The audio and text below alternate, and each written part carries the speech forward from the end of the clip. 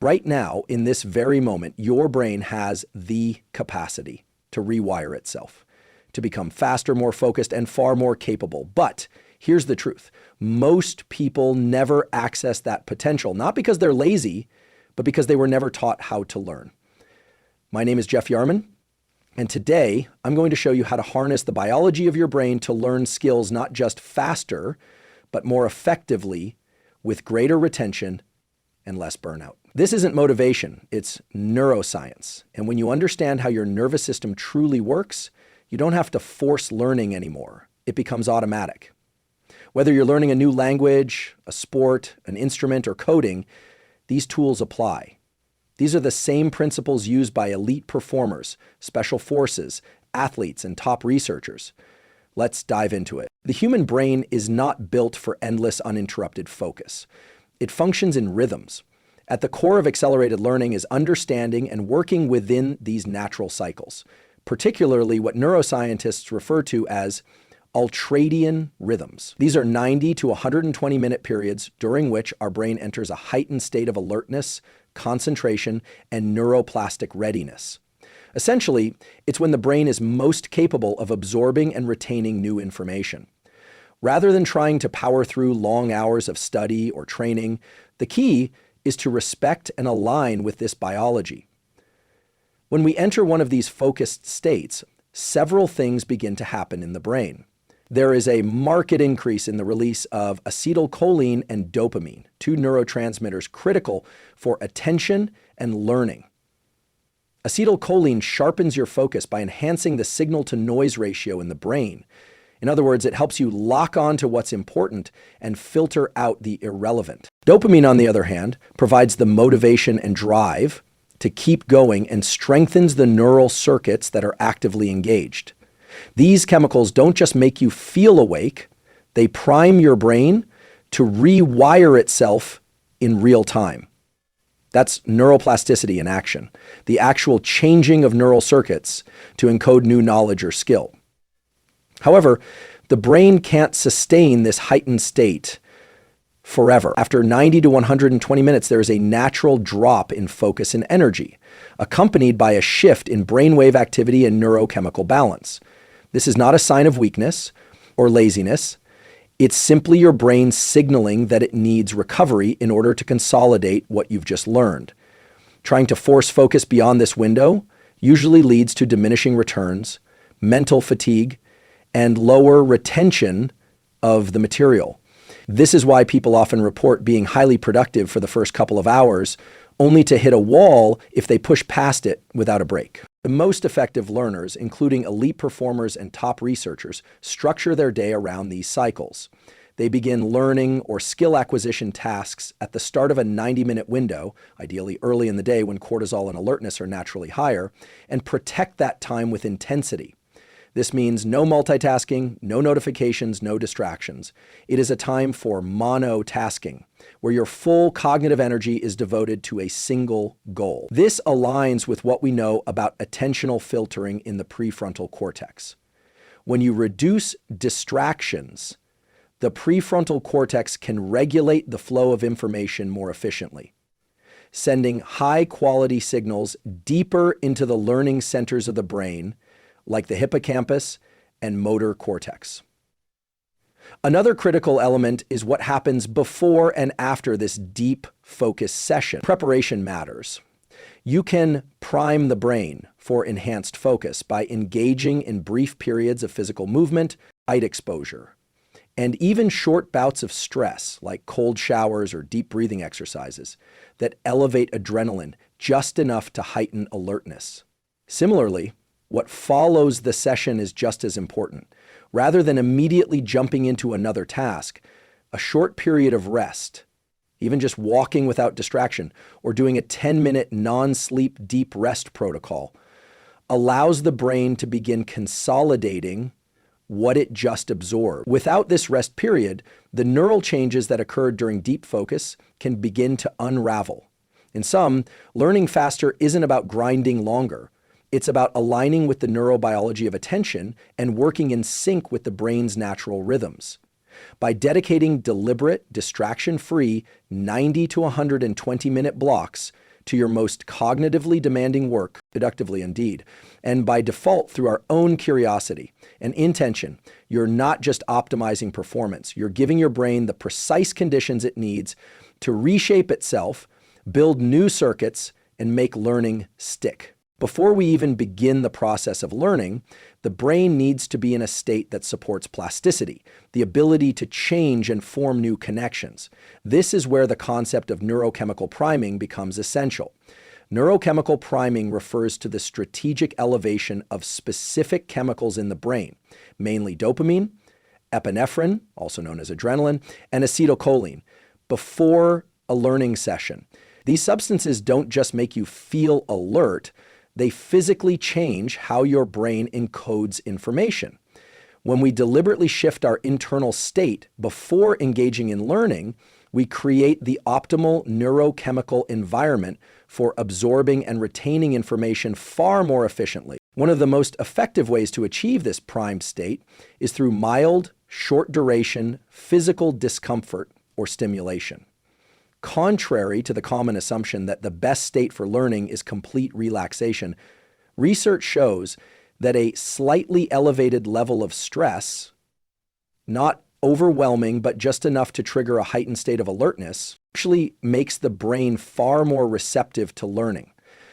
This controlled stress increases levels of epinephrine in the body, which in turn increases the release of dopamine in the brain. Dopamine is a critical neuromodulator when it comes to motivation and reward. When dopamine levels are elevated just prior to a learning task, the brain begins to treat the upcoming activity as something meaningful and worth remembering. Simple physical practices can induce this effect. For example, taking a brisk walk, performing 20-30 seconds of intense exercise, such as jumping jacks or push-ups, or doing cold exposure like a 1-2 minute cold shower, can lead to a rapid increase in alertness through norepinephrine and adrenaline. These practices effectively wake up the system and prepare the brain for incoming information. The key is that this stimulation should be brief and controlled. The goal isn't to exhaust yourself, but to signal to the brain, pay attention, something important is coming. Even your breathing can be used to prime this learning state. Short bouts of intentional physiological sighing, which involves 2 quick inhales through the nose, followed by a long exhale through the mouth, can rapidly reduce anxiety while still maintaining alertness. This breathing technique has been shown to shift the autonomic nervous system out of a reactive mode and into a balanced, attentive state. By practicing this for just 1 to 3 minutes before learning, you increase the odds that your attention will lock in more quickly and that your brain will remain in a receptive mode throughout the session. Another key element in neurochemical priming is the role of intention and expectation. When you approach a learning session with the mindset that what you're about to do is important or rewarding, this alone triggers dopamine release. Dopamine isn't just a reward signal that comes after success. It also surges in anticipation of meaningful action. Setting a clear intention, such as saying to yourself, "This next hour is where I get better," or visualizing the benefits of what you're about to learn, sends a powerful signal to your brain that this activity matters. That signal increases attention, memory formation, and the motivation to persist through difficulty. Priming doesn't just affect the beginning of learning. It sets the tone for the entire process.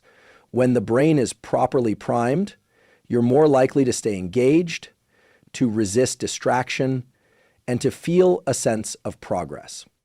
This is because the neuromodulators activated during priming also enhance the function of the prefrontal cortex, which governs goal-directed behavior and focus.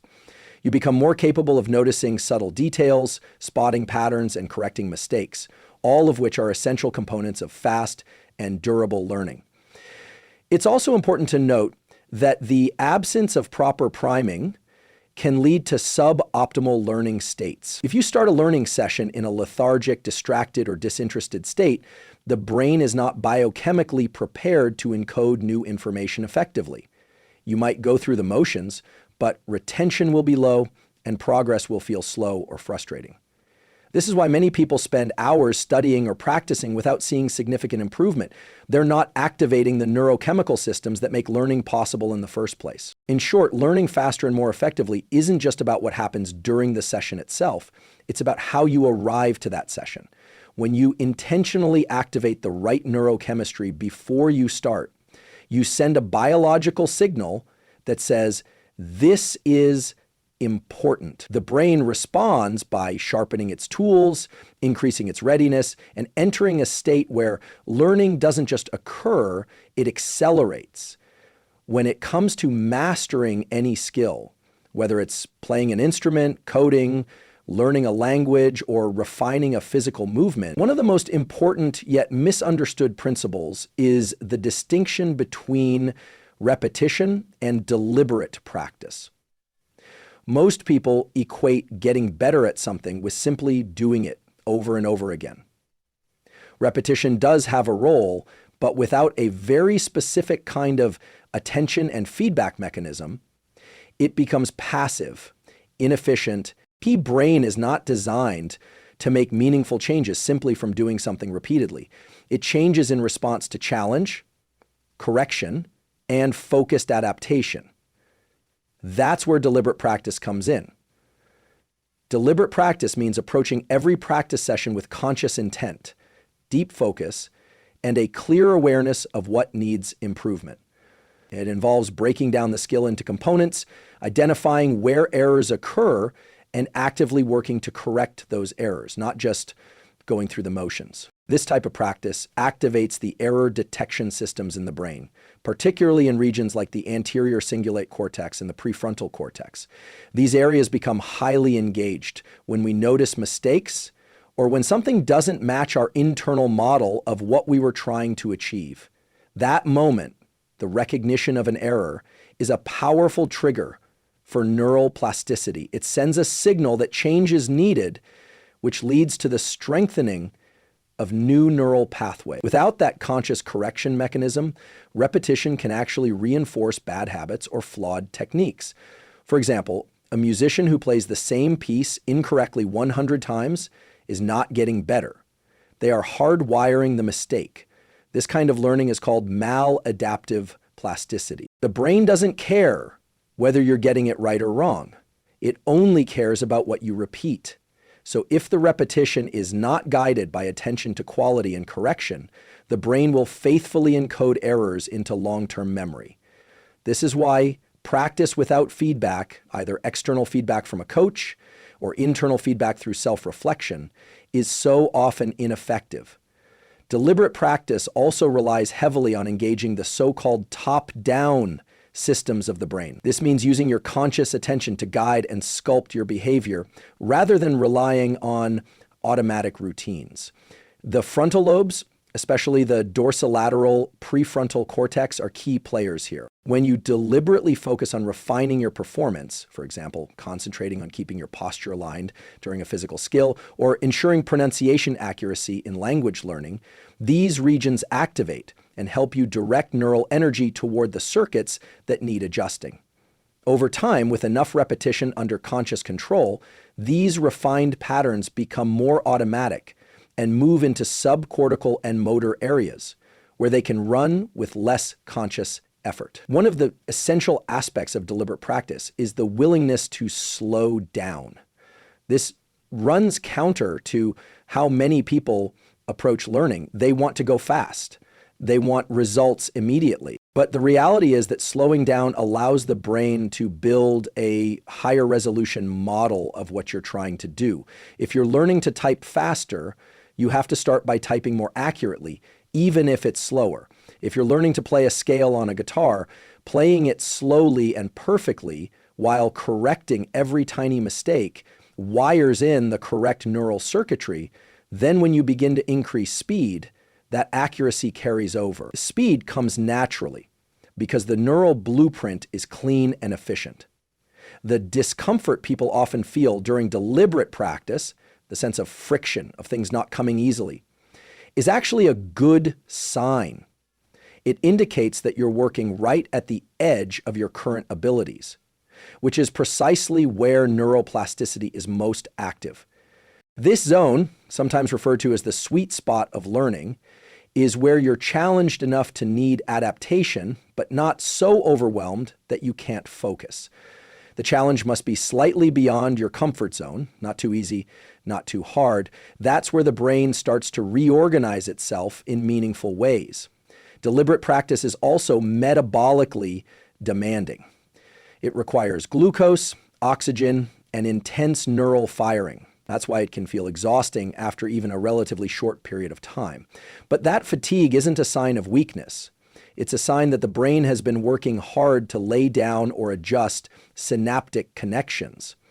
After a focused practice session, guided by error detection and correction, the brain begins the process of consolidation, first in short-term neural patterns, and later during sleep into long-term changes in the architecture of the nervous system. To get the most out of deliberate practice, it's also helpful to track progress. Even small improvements provide evidence that the process is working, and they activate reward systems in the brain, particularly dopamine pathways.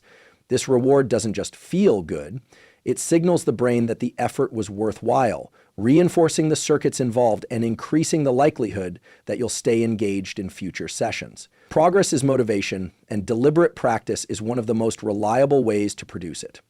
In summary, learning a skill faster doesn't come from blind repetition. It comes from structured, effortful, feedback-driven engagement with the task.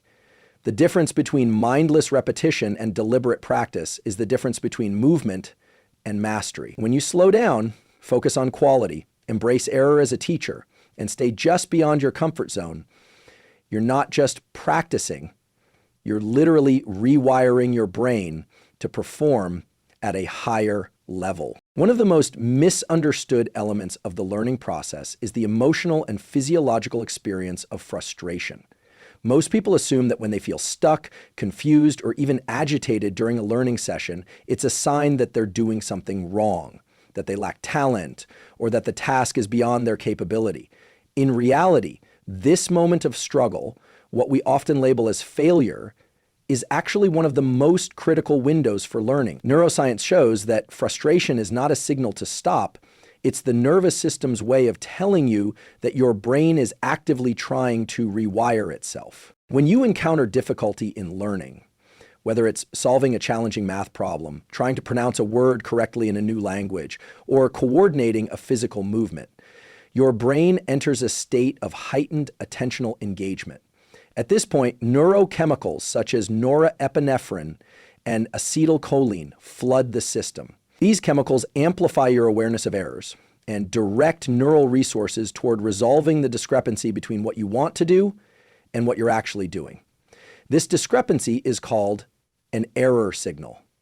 It's the brain's recognition that the current neural pathways are not sufficient, and it's precisely what drives plasticity, the process by which the brain changes its structure and function in response to experience. It's important to understand that the experience of frustration and effort signals that you are operating at the edge of your capabilities. That edge is where growth happens. If something is too easy, your brain goes into autopilot. You're not challenging the circuitry enough to make lasting changes. On the other hand, if something is impossibly hard, it becomes overwhelming and attention breaks down.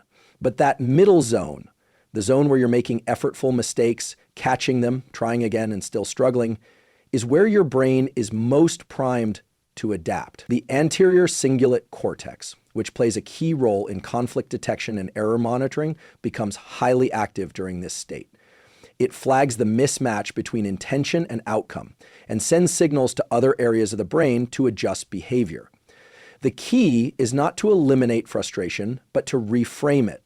Instead of seeing it as a red light, you need to start viewing it as a green light, evidence that you're in the zone where learning is actually taking place. This reframing has a physiological effect. When you expect frustration and welcome it as a necessary part of the process, you change the way your body and mind respond. Instead of triggering a full-blown stress response, you stay calm, focused, and willing to stay with the problem longer. This sustained engagement under mild stress is what leads to synaptic pruning and the strengthening of efficient neural pathways. Another critical aspect of learning through error is timing. The sooner you catch a mistake and try to correct it, the more powerful the learning signal becomes. The brain thrives on tight feedback loops. When you make an error and immediately notice it, you engage a feedback mechanism that tells the brain, this is the place to change. That's when long-term potentiation, the process of strengthening the synaptic connections between neurons, kicks in. This is also why having a coach, teacher, or some form of external feedback can accelerate learning. It shortens the time between action and correction, increasing the likelihood that your brain will encode the new pattern correctly. Interestingly, the willingness to confront errors also has a strong psychological component. People who are afraid of making mistakes often avoid situations where real learning could occur. They choose comfort over growth. But the research is clear. Those who adopt a growth mindset, believing that abilities can be developed through effort, are far more likely to persist through frustration and benefit from it. That mindset doesn't just affect motivation, it affects biochemistry. Belief that improvement is possible increases dopamine release, which in turn enhances neuroplasticity. In this way, mindset and biology are deeply intertwined. Frustration is also intimately connected to focus. When you're deeply engaged in solving a difficult problem and you feel stuck, your attentional systems become more and more concentrated on the obstacle. This intense focus is a prerequisite for the brain to change. Without attention, learning simply doesn't happen. The brain needs to know what to change, and attention acts as the spotlight that tells it where to look. So, when you're working through a problem and feel like you're not making progress, understand that you're actually laying the groundwork for a breakthrough, especially if you stay with it. Resist the urge to quit and try one more time. What's fascinating is that many of the most successful learners and performers have come to not just tolerate frustration, but to seek it out.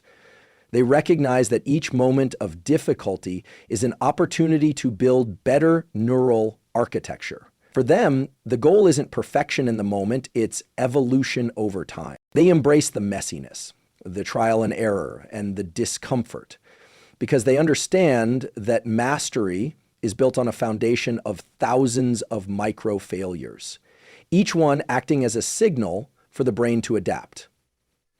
Ultimately, the experience of frustration during learning is not a bug in the system, it's a feature. It's how your brain knows that what you're doing matters and that something important is happening. The brain is a prediction machine, and when it gets things wrong, it gets better at getting things right if you stick with it. So the next time you feel that inner resistance, that sense that things aren't clicking, don't walk away. Lean in. You are quite literally rewiring your brain in those moments. And that's how skills are built faster, deeper, and more permanently. When it comes to learning faster and more effectively, one of the most overlooked but incredibly powerful tools is rest. Specifically, what happens in the brain when you stop actively practicing and allow it to process what you've just experienced. Most people think learning occurs only during the moments when we are actively engaged in a task, reading, solving problems, rehearsing movements, or studying a subject. But neuroscience tells us that a tremendous amount of learning actually occurs after the practice session ends, during periods of rest, especially in the minutes and hours that follow focused work. This is where the brain consolidates the changes that began during practice and converts them into lasting neural circuitry. In other words, if you don't rest strategically, you miss the opportunity to lock in what you've worked so hard to learn. During intense learning sessions, the brain generates temporary patterns of neural activity. These are not yet stable or long-lasting. They are more like sketches than final blueprints. The brain's plasticity mechanisms are activated, new synapses may begin to form, existing ones may strengthen or weaken, and certain networks are flagged for remodeling. But these changes remain in a fragile, transitional state. They require follow-up processing to become more permanent. That processing occurs during periods of offline rest, where the brain is no longer taking in new information, but instead replays and reorganizes what was just practiced. This process has been observed in both motor learning and cognitive tasks.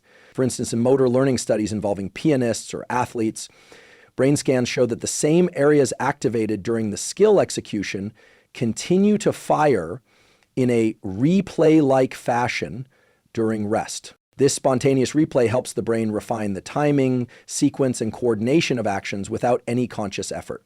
It's as if the brain is rehearsing silently in the background, smoothing the rough edges and optimizing the skill. Similarly, in memory studies, the hippocampus, the brain's central hub for forming and storing memories, shows reactivation patterns during periods of quiet wakefulness and sleep, reinforcing the newly encoded information. Even short breaks during a learning session can dramatically enhance retention and performance. If you practice something for 45 to 90 minutes with deep focus, then take 10 to 15 minutes to simply walk, close your eyes, or stare at a wall without checking your phone or engaging in another task, your brain enters a state that allows it to replay the session. This mental idling is not laziness. It's an essential phase of the learning cycle. During this time, the default mode network, DMN, becomes active. The DMN is a collection of brain regions that kick in during passive rest and are strongly associated with introspection, memory consolidation, and the integration of new knowledge with existing frameworks. Sleep particularly plays a critical role in this consolidation process. Different stages of sleep are responsible for different aspects of learning. Slow-wave sleep, which occurs earlier in the night, helps stabilize declarative memories like facts and concepts. Rapid eye movement sleep, on the other hand, is crucial for emotional integration, creativity, and the assimilation of complex skills. During sleep, the brain literally replays the activity patterns from the day, but in a compressed and optimized format, strengthening the relevant neural pathways and pruning away the noise. This is why people often wake up with new insights or find they can perform a task better after sleeping on it, even if they haven't practiced it again. It's also important to understand that too much continuous stimulation can interfere with this consolidation process. In our digital age, we often jump from one task to another without allowing the brain to rest. We check notifications between study sessions, scroll through social media, or respond to emails during breaks. This constant stimulation keeps the brain in a state of perpetual input mode, preventing it from entering the offline mode required for consolidation. It's like trying to organize a room while people keep bringing in more clutter. You never get a chance to sort, store, or discard what's already there. Non-sleep deep rest, NSDR techniques, such as yoga nidra, guided meditation, or even just lying down with your eyes closed and focusing on your breath for 10, simulate some of the benefits of sleep and dramatically accelerate learning. These practices help reduce activity in the sympathetic nervous system, promoting calm and recovery, while simultaneously increasing activity in brain regions associated with consolidation. They allow the brain to do its quiet, behind-the-scenes work, integrating, filing, and reinforcing the patterns created during active practice. It's also worth mentioning that psychological detachment from a task during rest is beneficial. Ruminating or stressing about performance immediately after practice can actually interfere with consolidation. Why you don't need to mentally rehearse what you just did in a conscious, forced way. Letting go, stepping away from the task physically and mentally, gives your subconscious systems space to do their job. This is often when people experience the aha moment, when clarity or mastery emerges seemingly out of nowhere. But it's not nowhere. It's the result of the brain's hidden processing during rest. In essence, learning faster is not just about how intensely you practice, but how well you recover from practice. Rest is not a break from learning, it is learning. If you're investing energy into focused work without equally respecting the role of rest, you're only engaging in half the learning process. The most advanced performers, from elite athletes to concert musicians to top scientists, all understand this. They structure their routines not just around effort, but around recovery cycles. that allow the brain to solidify gains and prepare for the next leap forward.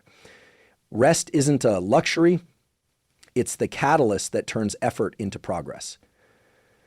One of the most powerful accelerators of learning is the application of a technique known in neuroscience as visualization or mental rehearsal. This is not about daydreaming or positive thinking in the vague sense. It is a targeted, scientifically backed practice that activates many of the same neural circuits involved in actual physical performance. The brain, as it turns out, does not always clearly distinguish between doing something and vividly imagining doing it. This means that you can strengthen the same pathways, deepen learning, and even improve physical and cognitive performance simply by mentally simulating the actions, steps, or ideas involved in a skill without physically engaging in the task at all. When you visualize a task with high detail and precision, you activate the motor cortex, the premotor areas, the cerebellum, and even the spinal cord in ways that mirror real movement. This is not hypothetical. Studies using functional MRI scans and neuroelectrical recordings have shown that the same brain regions light up when athletes imagine performing a movement as when they physically do it. The more vivid and accurate the mental rehearsal, the stronger the neural activation. This phenomenon is called functional equivalence, and it is one of the key reasons visualization is so effective. This process is not limited to physical skills. It also applies to cognitive tasks such as giving a speech, solving a math problem, playing chess, or engaging in any skill that requires step-by-step execution. By visualizing the actions involved, including the feel, the timing, the sequencing, and the emotional response, you are training your brain in the same way you would if you were physically doing it. This creates what neuroscientists call pre-activation of neural circuits, meaning the pathways are already primed and more easily activated during actual performance. As a result, learning becomes faster, smoother, and more efficient. One of the key mechanisms behind the effectiveness of visualization is the reinforcement of synaptic connection. When you imagine a skill in detail, you are literally rehearsing it at the synaptic level. Neurons that fire together wire together, and if you fire them through mental practice, those connections strengthen over time. Visualization also increases myelination, the process by which neural signals travel more quickly and efficiently along the axons. This can improve reaction times, accuracy, and consistency, all critical factors in mastering any complex skill. Moreover, visualization allows for something incredibly valuable: error-free repetition. In physical practice, fatigue, environmental variables, or physical limitations can interfere with performance. But in your mind, you can execute a skill perfectly every time, giving the brain clean, high-quality data to work with. You can rehearse the perfect tennis serve, the perfect delivery of a speech, or the perfect landing of a complex gymnastic move over and over, without strain or interruption. This creates a mental blueprint, a kind of neural template that the body can later follow more easily during real performance. Another profound advantage of visualization is its impact on confidence and emotional regulation. When you rehearse something mentally and see yourself succeeding, staying composed, adapting to challenges, and recovering from setbacks, you condition your nervous system to respond in that way during the actual event. This reduces anxiety, improves focus, and enhances the ability to stay in a state of flow. The amygdala, which governs fear and stress responses, becomes less reactive when the brain has already experienced the event in a controlled, positive mental rehearsal. This is why elite athletes, special forces operatives, and high-stakes performers use visualization as a core part of their training. They are programming their brains for calm, confident execution long before the real moment arrives. For visualization to be effective, however, it must be specific and immersive. Vague imagery or abstract thinking won't yield strong results. You must mentally place yourself in the environment where the skill will be performed. Engage your senses, sight, sound, touch, even smell, and feel the physical and emotional sensations as if the event were real. You must visualize not only success, but also obstacles, and more importantly, how you overcome them. This kind of detailed mental simulation builds what neuroscientists call predictive coding. Your brain begins to anticipate the experience, making you more adaptable and prepared in real life. In learning environments, visualization can also be used as a preparatory tool. Before beginning physical practice, if you take a few minutes to mentally rehearse the skill, imagining the mechanics, the rhythm, the timing, your first real attempts will be more accurate. Similarly, after a learning session, visualizing what you just practiced helps reinforce neural changes and accelerates consolidation. This creates a feedback loop between imagination and action, where each reinforces the other, creating exponential gains in performance. Visualization is also a powerful tool for maintaining learning during periods when physical practice is not possible, during injury, travel, or rest. Athletes who are injured can maintain or even improve certain aspects of their performance by mentally rehearsing movements daily. Students can enhance recall and understanding by visualizing how they would apply a concept in real-world scenarios. Musicians can practice mentally when away from their instruments. The brain doesn't require movement to learn movement. It requires activation of the right networks. And mental rehearsal provides a direct path to do just that. In essence, visualization bridges the gap between intention and action. It allows us to train not only harder, but smarter, using the brain's own predictive and plastic mechanisms to deepen learning. When combined with physical practice, visualization becomes a multiplier. It increases speed of acquisition, reduces error rates, enhances adaptability, and ingrains a level of precision and confidence that would be far more difficult to achieve through physical effort alone. It is one of the most accessible, underused tools available to anyone who wants to learn a skill faster and perform it better. By rehearsing in the theater of the mind, you're not just preparing. You're literally building the neurological structure of mastery. The quality and intensity of your focus during practice is one of the most important determinants of how quickly and deeply you learn a new skill. While many people believe that the amount of time spent practicing is what matters most, neuroscience paints a different picture. The brain doesn't change in response to time alone. It changes in response to attention. What you focus on during practice literally dictates which neural circuits are engaged, and therefore which circuits get strengthened through plasticity. In other words, focused attention is the gateway to learning. Without it, practice becomes repetition without refinement, movement without memory, effort without evolution. When you focus intently on a task, your brain enters a high signal, low noise state. This means that the neural activity related to the specific skill you're trying to learn becomes dominant, while irrelevant background activity is suppressed. This is essential for forming precise and efficient neural connections. Focus engages the prefrontal cortex, which acts like a spotlight, highlighting what matters most and filtering out distractions. It also recruits the basal forebrain, which releases acetylcholine, a neurochemical critical for learning. Acetylcholine enhances the signal-to-noise ratio in the brain, essentially tagging the active circuits as important and making them more likely to be modified and reinforced. Deep, deliberate focus also activates the locus ceruleus, a small but powerful structure in the brainstem that releases norepinephrine. This chemical sharpens your alertness and enhances memory encoding. When norepinephrine and acetylcholine are released together during periods of concentrated effort, they create what can be thought of as a neurochemical stamp on the circuits involved, increasing the probability that those circuits will be retained and strengthened over time. This is why 1 hour of deeply focused practice can be more effective than several hours of distracted, unfocused effort. To truly benefit from focused learning, you must deliberately eliminate distractions, both external and internal. External distractions include phones, notifications, background noise, or a disorganized workspace. Internal distractions are just as problematic: racing thoughts, emotional stress, or a lack of clarity about what you're trying to achieve. Learning is not just a physical or mental act. It is an attentional act. The more fragmented your attention, the weaker the learning signal your brain receives. Multitasking is particularly damaging.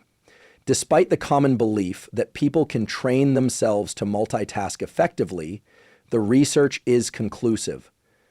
When you switch back and forth between tasks, your performance on each task suffers, and you drastically reduce your brain's ability to retain what it's experiencing. One of the most effective ways to harness focused learning is to use short, intense bouts of concentration known as ultradian cycles. These are natural rhythms in your brain that last roughly 90 minutes, during which you can maintain deep focus before needing a break. If you structure your learning around these cycles, setting aside 60 to 90 minutes of undisturbed, high-quality attention, you'll optimize your brain's natural capacity for encoding and integrating new information. During these sessions, it's essential to set a clear intention. Ask yourself, what am I trying to master? What aspect of the skill am I refining? This clarity further enhances the focus of your neural circuits, making your learning more precise and more durable. In the midst of focused learning, something remarkable happens. Your brain begins to predict outcomes. The more attention you apply, the more quickly your brain starts noticing patterns and anticipating results. This predictive modeling is at the heart of expertise. Whether you're learning to play an instrument, solve complex problems, or refine a movement, your brain gradually shifts from reactive to proactive, from responding to stimuli to anticipating them. This shift only occurs when focus is sustained over time. It's a sign that the brain is not just receiving information, but reorganizing itself around that information, integrating it into your internal model of how the world works. It's also worth noting that focused learning can feel effortful, and that's a good thing. Mental strain is not a sign of failure. It's a signal that your brain is pushing to form new connections. This effort generates the error signals that are essential for plasticity. If you find yourself mentally fatigued after a session of intense focus, that's evidence that you've engaged your brain at a high level. But for this effort to be productive, it must be followed by rest. Without downtime to consolidate the neural changes initiated by focused attention, the benefits are diminished. What separates truly high performers from the rest is not just their talent or even their time on task, but their ability to focus intensely, repeatedly. They train themselves to direct attention like a laser, blocking out noise, resisting distraction, and aiming their full cognitive resources at the task in front of them. This kind of focused practice compounds over time. Each session builds on the last, creating stronger, faster, more efficient neural networks. And the beauty of this approach is that it's available to everyone. Focus is a skill. It can be trained. The more you practice focusing, the easier it becomes to drop into a state of deep learning. In an age of constant stimulation, learning to focus is perhaps the most valuable meta skill of all. If you want to learn faster, don't just look for more information, more hacks, or more hours in the day. Train your ability to focus. Create an environment and a routine that supports uninterrupted attention. Give your brain the space it needs to engage fully with the challenge at hand. Because when your attention is fully aligned with your intention, learning doesn't just happen, it accelerates, deepens, and transforms back, which by the way stands for biological and cognitive benefit, plays an indispensable role in the process of learning faster and more effectively. Without feedback, learning is like shooting arrows in the dark. You may hit the target occasionally, but you won't know why, and you won't be able to consistently repeat or improve upon your success. Feedback acts as a mirror that reflects back the results of your actions, helping you understand what's working, what's not, and where you need to adapt. It provides the information your brain needs to make real-time adjustments and long-term improvements. From a neurological standpoint, feedback is the signal that refines your brain's internal models, sharpening your perception, calibrating your skills, and accelerating your movement toward mastery. When you engage in any kind of learning, whether it's motor skill development, intellectual mastery, or emotional regulation, your brain forms predictions about what should happen. These predictions are based on prior knowledge, experience, and intent. When the outcome matches the prediction, the brain reinforces the current model. When it doesn't, a prediction error occurs, and this is where learning kicks in at a deep level. The brain registers the gap between expectation and outcome and begins adjusting its internal circuitry to reduce that gap in the future. This is what neuroscientists refer to as error-based learning, and it is one of the most powerful mechanisms for neuroplasticity. But the key ingredient that triggers this process is feedback, the discrepancy between what you aimed to do and what actually happened. External feedback, such as coaching, correction, performance metrics, and observation, provides valuable reference points. A coach can help you identify flaws you can't see, suggest alternatives you hadn't considered, and keep you accountable to a higher standard. In music, for instance, a teacher might point out the subtle timing issue in your rhythm that you were unaware of. In sports, a coach might identify the moment your posture breaks down during a sprint. In academics, a mentor might challenge your assumptions, helping you break through mental blocks or intellectual blind spots. These kinds of inputs are essential because our own perception is often limited by bias, inexperience, or overconfidence. Having a feedback loop that includes outside perspective accelerates the correction process, saving you from reinforcing bad habits or inefficient strategy. But external feedback is only part of the equation.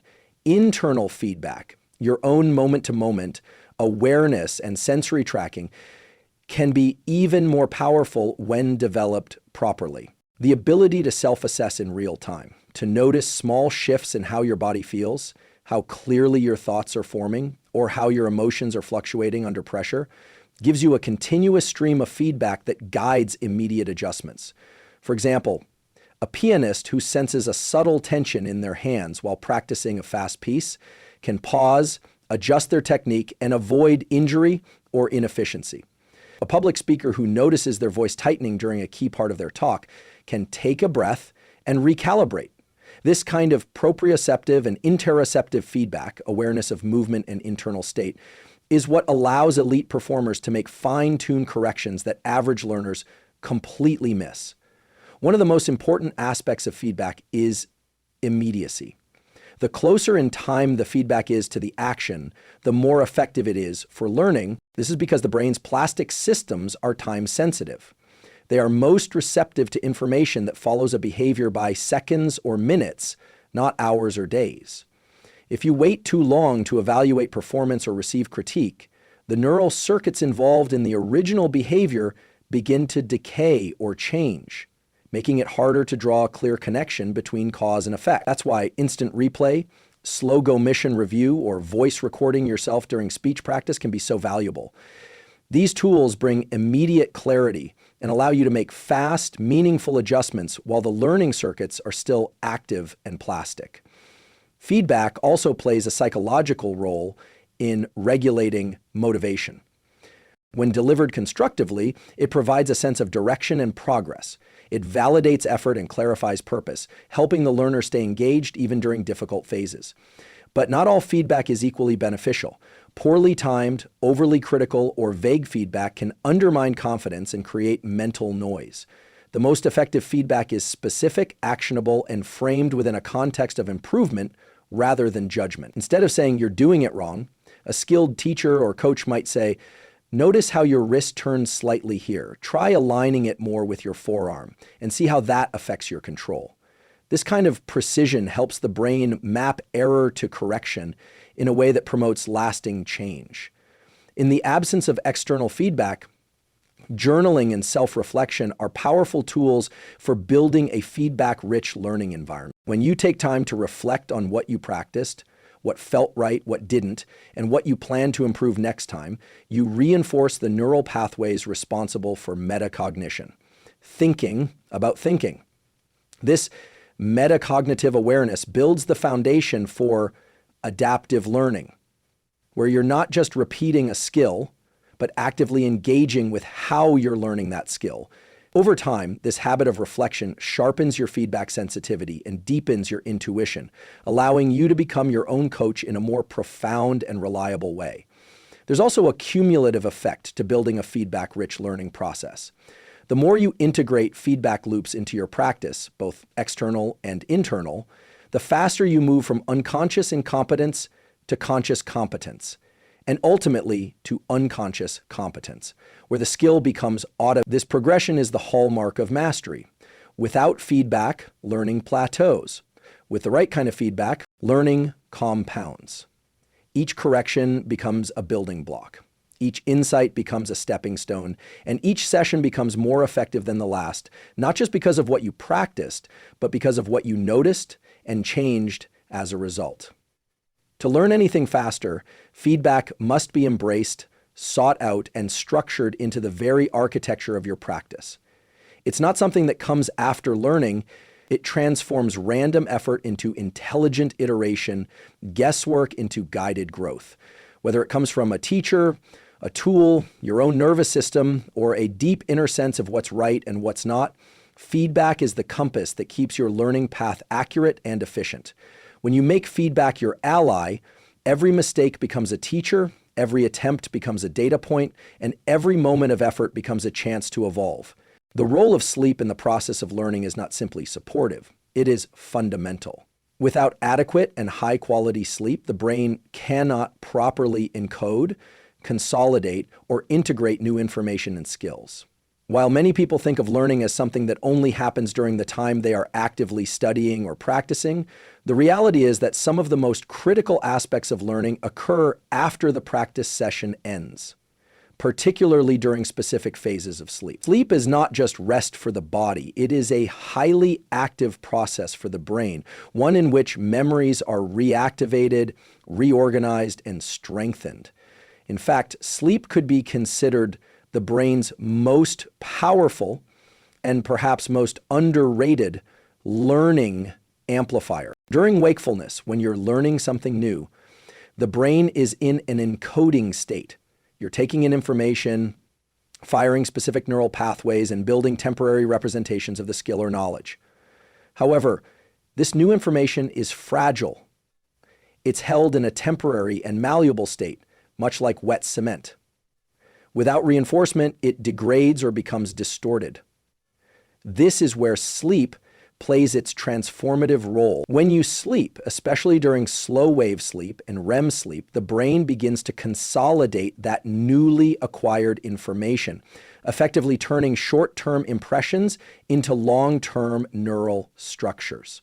Sleep is the time when the wet cement of learning begins to harden into a durable and accessible form. Slow wave sleep, which dominates the early part of the night, is crucial for consolidating declarative memories, facts, concepts, and learned information. During this stage, the hippocampus, a key memory center, replays the activity patterns associated with what you learned during the day. This replay isn't random. It's structured and prioritized. The brain decides which memories are important based on what was emotionally charged, repeatedly practiced, or marked by focused attention. These reactivations help transfer the memory from the hippocampus to the neocortex, where it becomes more stable and less vulnerable to forgetting. This process, known as systems consolidation, is essential for transforming learning from something you merely experienced into something you can recall and use. REM sleep, which tends to dominate the later part of the sleep cycle, plays a different but equally important role. It is particularly involved in integrating memories, making creative associations, and refining motor skills. If you are learning a physical skill, like playing a musical instrument, typing faster, or improving your coordination in sports, REM sleep is where much of the neural fine-tuning happens. During REM, your brain simulates and strengthens the motor patterns involved in the skill, helping to automate and smooth out the actions. People who get adequate REM sleep after practice show greater improvements in performance than those who don't. Moreover, REM sleep is also associated with emotional regulation, which is critical for learning in high-pressure or evaluative environments. Beyond these specific phases, sleep also has a profound effect on neurochemical balance and synaptic homeostasis. Throughout the day, your brain undergoes a kind of metabolic stress.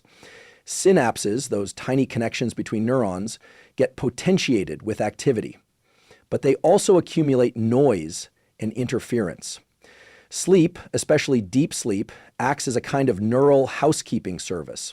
It prunes unnecessary synaptic connections, reduces metabolic waste like beta amyloid, and recalibrates the excitability of neural circuits. This cleanup process is crucial because it resets the brain's learning capacity, making room for new information and restoring sensitivity to future input. Without this pruning, the brain becomes cluttered, less efficient, and more prone to errors and fatigue. Another vital function of sleep and learning is its ability to protect and stabilize memories.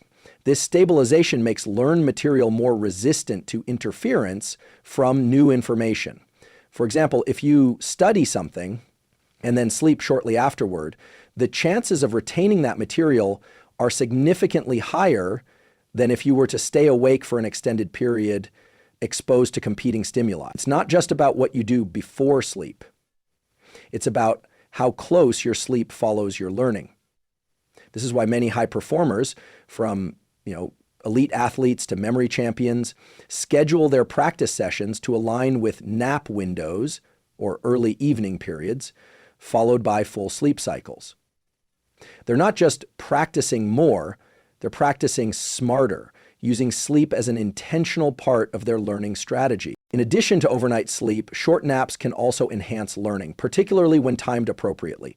A nap of 20 to 90 minutes can significantly improve memory recall, pattern recognition, and motor performance, depending on what stage of sleep the nap allows you to enter. Napping can serve as a mini consolidation window in the middle of the day. Especially after a demanding learning session, it's a chance for the brain to process what it has just absorbed before layering on additional information. In some cultures and high-performance environments, strategic napping is treated not as laziness, but as a tool for accelerating cognitive growth. Crucially, the quality of your sleep matters just as much as the quantity. Fragmented or poor quality sleep disrupts the architecture of sleep stages, especially REM and deep sleep, which are essential for consolidation. Factors like light exposure, screen time before bed, caffeine intake, and inconsistent sleep schedules can all degrade sleep quality and, by extension, hinder learning. On the flip side, creating a consistent wind-down routine, reducing light exposure in the evening, and managing stress levels can enhance sleep depth and improve the brain's ability to lock in new skills. Understanding the deep link between sleep and learning transforms how you approach the process of skill acquisition. It teaches us that learning doesn't end when the practice session is over. It continues silently and powerfully during the hours we're asleep. When we neglect sleep, we're not just tired.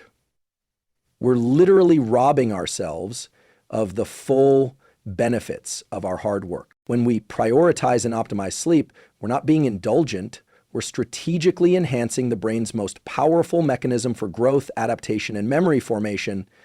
Learning faster isn't just about more effort or more hours. It's about creating the right conditions for the brain to do what it's designed to do: change, adapt, and improve.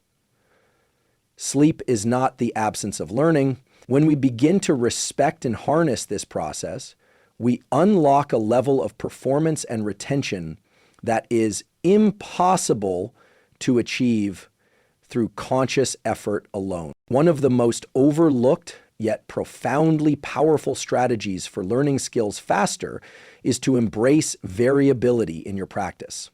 Most people instinctively gravitate toward repetition and predictability when trying to master something new. They rehearse the same task in the same way over and over again, believing that sheer repetition will solidify their ability. And while repetition is necessary to a point, neuroscience and behavioral science reveal that doing the same thing in the exact same way every time can actually limit learning and flexibility. The brain is not a machine that simply grooves deeper tracks with each identical repetition. It's a prediction and adaptation engine. It thrives on difference, change, and challenge. When you introduce variability into your practice, you engage a much broader network of neural circuits, which strengthens not only performance in familiar contexts, but also adaptability in unfamiliar ones. This is the hallmark of true skill acquisition, not just being able to perform well under ideal conditions, but being able to apply your skill flexibly in a wide range of scenarios. When you practice a skill with slight changes each time, altering the context, speed, environment, or even the emotional state in which you're performing it, you force your brain to generalize the learning rather than memorize a rigid script. This concept is sometimes referred to as contextual interference. And while it may make practice feel more difficult in the moment, it produces longer lasting and more transferable learning. For example, if you're learning to play a tennis serve, practicing under different lighting conditions with different opponents and with slightly varied stances or ball tosses will result in a more robust and adaptable motor program than practicing the same motion in perfect conditions every time. The errors and adjustments your nervous system makes in those slightly altered scenarios lead to more comprehensive neural encoding because your brain is forced to solve the problem from multiple angles. The same holds true for cognitive skills. If you're studying a topic or training your memory, switching up the format, reading, summarizing, teaching someone else, practicing recall, drawing diagrams, forces your brain to re-encode the information in different ways. This multiple encoding creates a kind of redundancy that makes the information more deeply embedded and easier to retrieve under pressure. It also helps build cognitive flexibility, the ability to see connections, to apply principles in novel situations, and to reason through unfamiliar challenges. This is where real expertise begins to emerge, not from rote repetition, but from dynamic problem solving and pattern recognition cultivated through exposure to variability. On a neurobiological level, variability in practice engages more regions of the brain. Instead of relying solely on procedural memory in the basal ganglia or motor cortex, variable practice recruits higher order brain regions such as the prefrontal cortex and cerebellum. These areas are involved in decision-making, error detection, and predictive modeling. The cerebellum in particular plays a crucial role in refining movement and timing based on sensory feedback. By exposing yourself to slightly altered conditions during practice, you're enhancing the cerebellum's ability to make micro adjustments that lead to smoother, more precise execution. The prefrontal cortex, meanwhile, strengthens your ability to plan, adapt, and correct for future attempts. This is not just about getting better at a specific skill, it's about upgrading your brain's entire learning system. There is also a psychological benefit to introducing variability into your training. It keeps you engaged and curious. Monotony can lead to boredom, mental fatigue, and disengagement, all of which reduce the quality of your practice. By keeping practice fresh and slightly unpredictable, you activate the brain's reward system, particularly the dopaminergic circuits that are associated with novelty, motivation, and reinforcement learning. Dopamine doesn't just make you feel good, it also increases attention, enhances memory encoding, and improves the brain's ability to change. When you vary your practice, you're more likely to stay mentally alert, emotionally invested, and physiologically primed to retain what you're doing. A practical approach to leveraging variability is to think in terms of constraints, not just goals. Instead of always trying to replicate a perfect version of the skill, create scenarios that challenge your ability to adapt within limits. For example, if you're practicing a speech, try delivering it standing, sitting, walking, using different gestures, changing your tone, or imagining different audiences. If you're coding, try solving the same problem in different languages or under different time constraints. These constraints don't detract from the learning process, they enhance it by pushing your brain to refine the underlying principles, not just the surface level actions. Another powerful form of variability is interleaved practice, mixing different but related tasks during the same session. The real world is variable, unpredictable, and complex. If you want your skills to hold up outside of controlled settings, your learning process needs to reflect that complexity. By embracing variability, you train not just for performance, but for real-world application, versatility, and long-term growth. This principle is one of the reasons elite performers in every field, whether in sports, arts, business, or science, intentionally inject variation into their routine. They understand that true mastery is not about robotic precision, but about intelligent adaptation. Learning faster doesn't mean locking into a single groove. It means building a flexible system that can adjust, refine, and evolve in real time. Variability, then, is not a distraction from progress. It is the very mechanism through which progress becomes possible.